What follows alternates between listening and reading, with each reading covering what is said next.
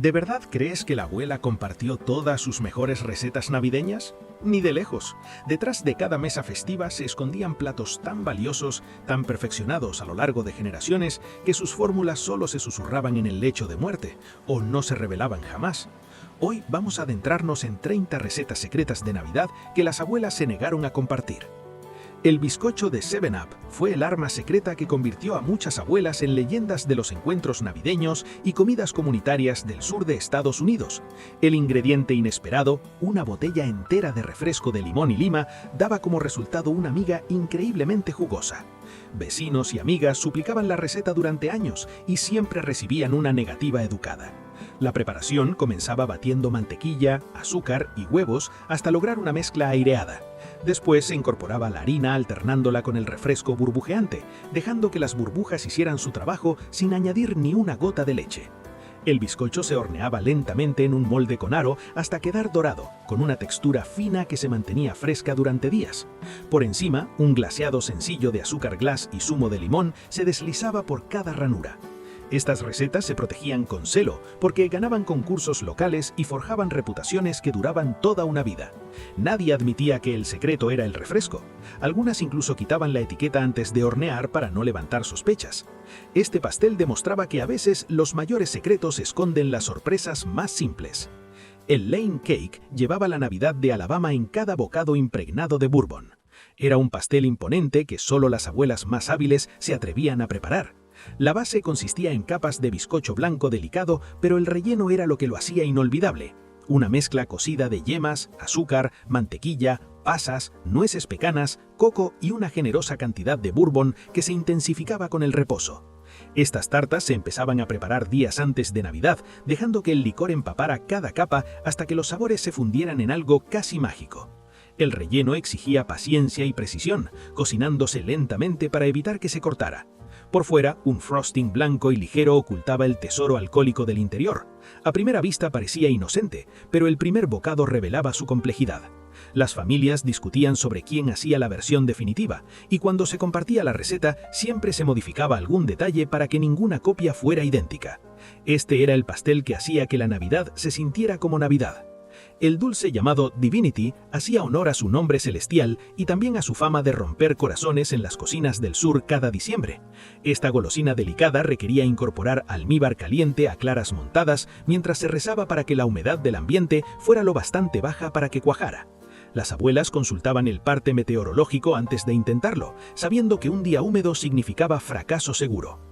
El almíbar debía alcanzar la temperatura exacta. Demasiado frío lo dejaba blando, demasiado caliente lo volvía áspero. Cuando todo salía bien, la mezcla se transformaba en nubes blancas y brillantes salpicadas de nueces o cerezas, que se deshacían en la boca. No admitía prisas, había que batir hasta que perdiera brillo y formara picos suaves. Quienes dominaban esta receta rara vez explicaban sus trucos, porque su dificultad era parte del encanto navideño. El llamado pastel japonés de frutas no tenía absolutamente nada de japonés. Este clásico sureño recibió su nombre exótico por un relleno especiado de pasas y coco que resultaba extraño a los paladares de principios del siglo XX. Constaba de 3 capas que alternaban bizcocho blanco y bizcocho oscuro, aromatizado con canela, pimienta de Jamaica, clavo y pasas. Todo se unía con un relleno espeso de coco cocido hasta lograr una consistencia casi cementosa. Esa preparación era el verdadero tesoro, elaborado originalmente con coco fresco rallado a mano, azúcar y la cantidad justa de líquido. Las abuelas comenzaban días antes horneando capas y preparando el relleno, para luego montar el pastel y dejarlo reposar. Con el paso de los días el sabor mejoraba, convirtiéndolo en el postre perfecto para servir en Navidad. En las iglesias se organizaban competiciones donde estos pasteles se juzgaban con absoluta seriedad. Representaban lo mejor de la tradición pastelera del sur unida a la celebración navideña. La Charlotte Russe aparecía en las mesas de postres como pura elegancia comestible. Moldes forrados con bizcochos de soletilla, rellenos de crema bávara y coronados con rosetas de nata montada. Era un postre de inspiración francesa que pasaba de madre a hija, con pequeños ajustes en cada generación, pero manteniendo la técnica en secreto. Los bizcochos debían ser caseros y perfectamente crujientes, colocados en vertical como una delicada valla.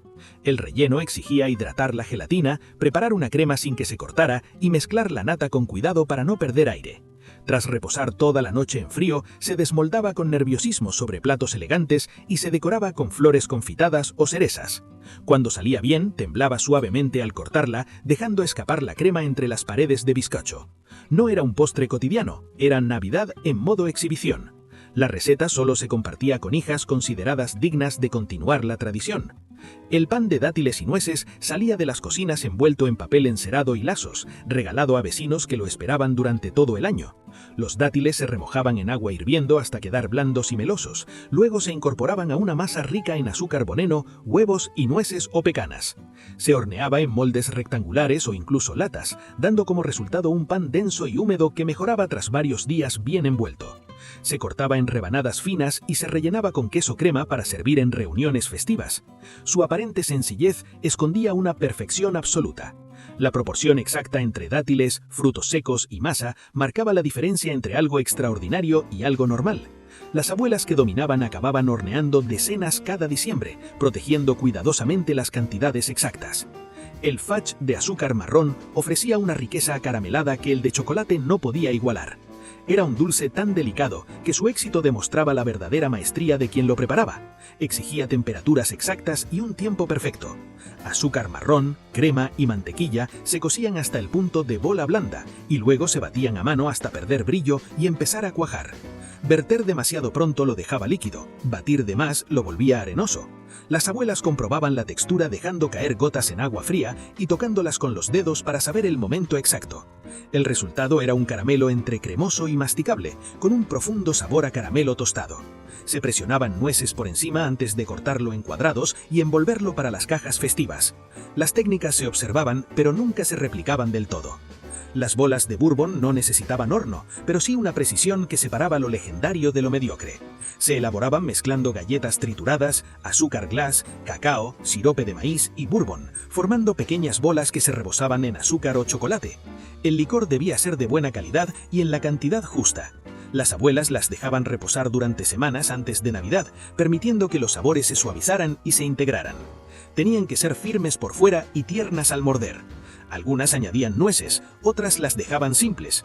Aunque la receta parecía fácil, las copias nunca igualaban al original. Quizás porque ciertos detalles, como los tiempos de reposo, nunca se explicaban.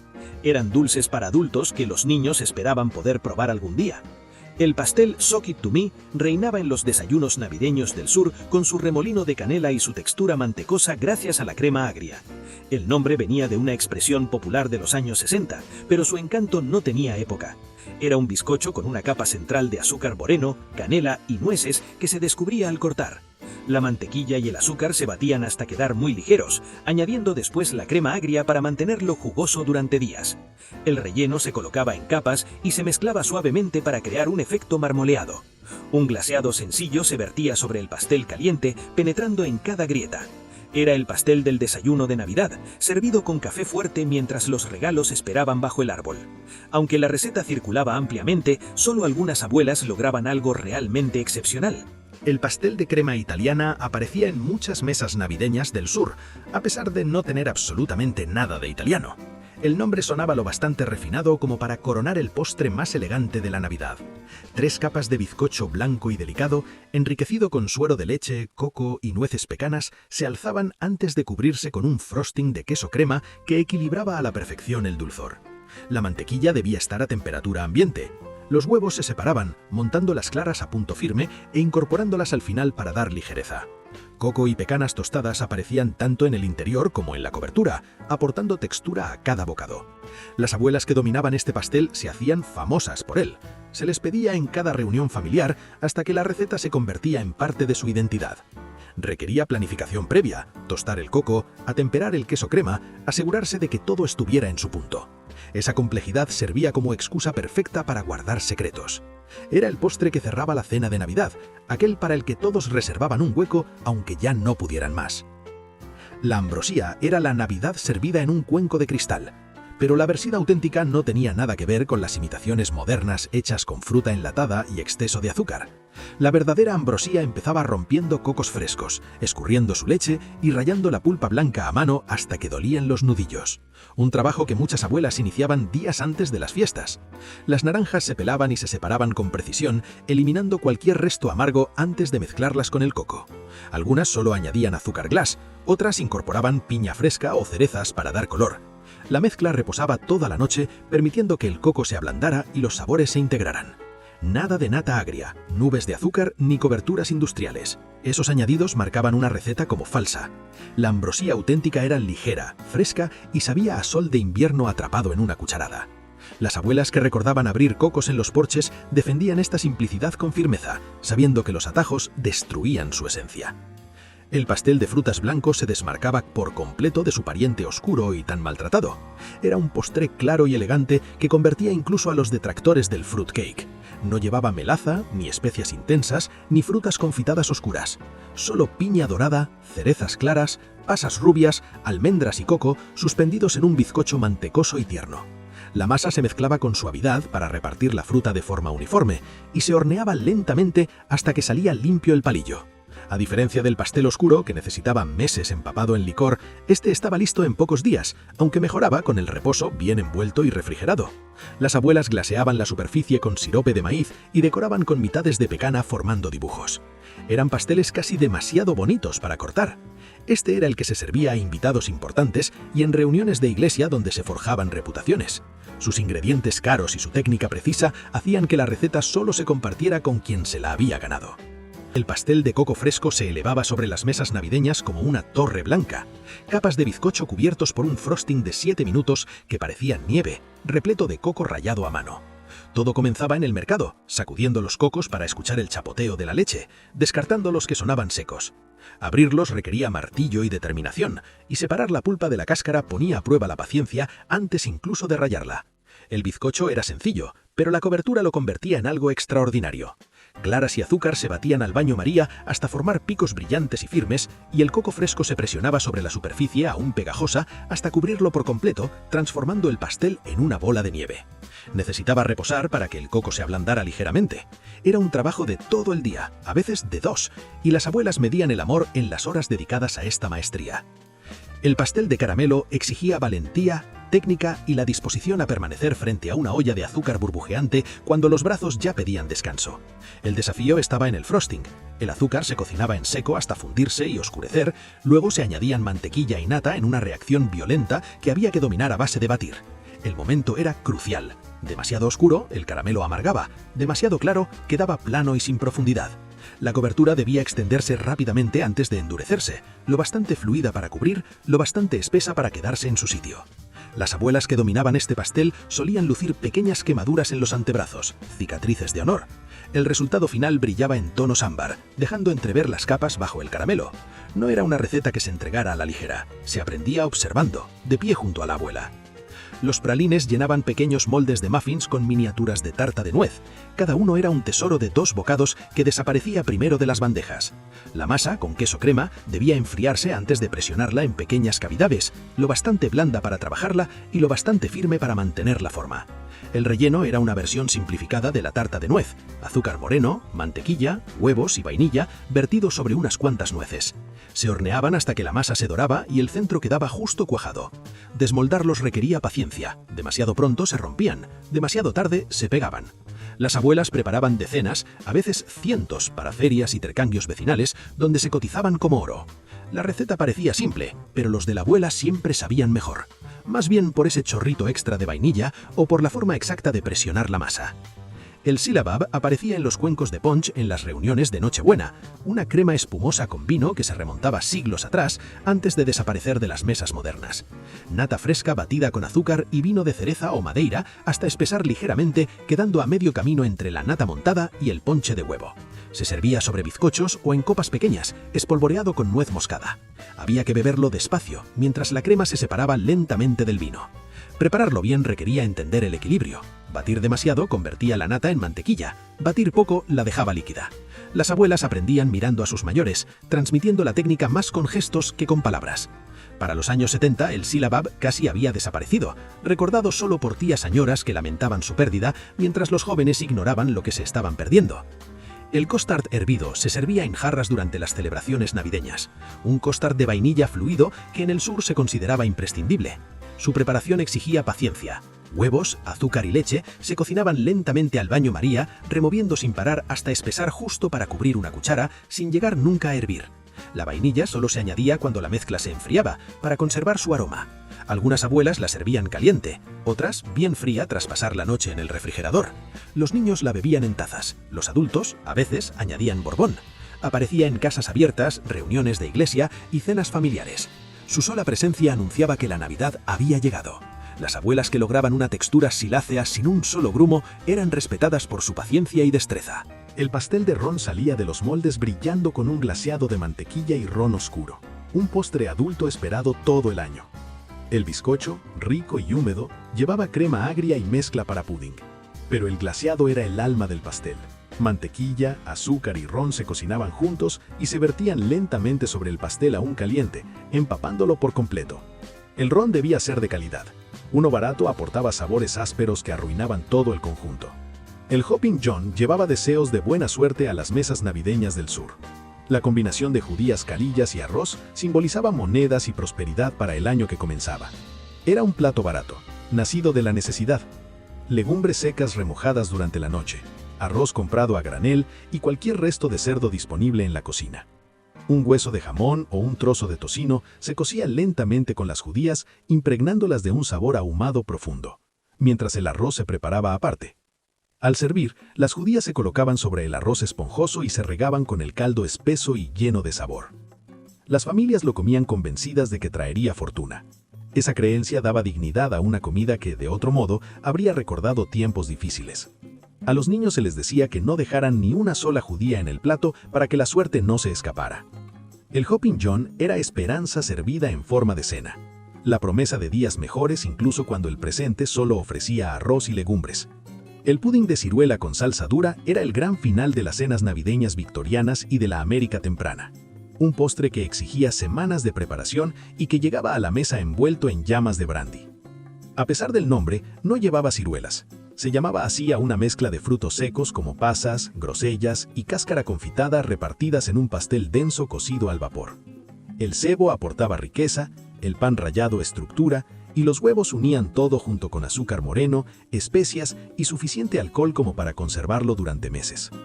La masa se prensaba en moldes forrados con tela y se cocía durante horas, luego se guardaba hasta Navidad, cuando se volvía a cocer al vapor. La salsa dura, mantequilla batida con azúcar glass, vainilla y brandy, se derretía sobre el pudding caliente formando charcos dulces. El momento de servir era puro teatro.